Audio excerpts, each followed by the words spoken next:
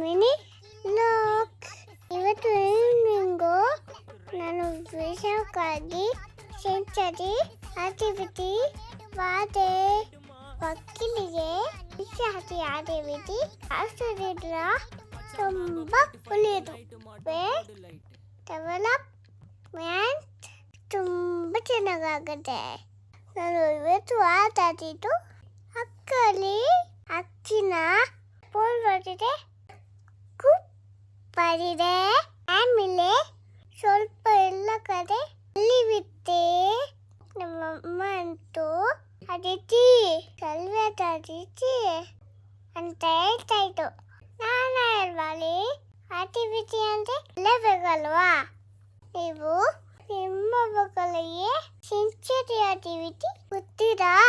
Please comment ಮಾಡಿ.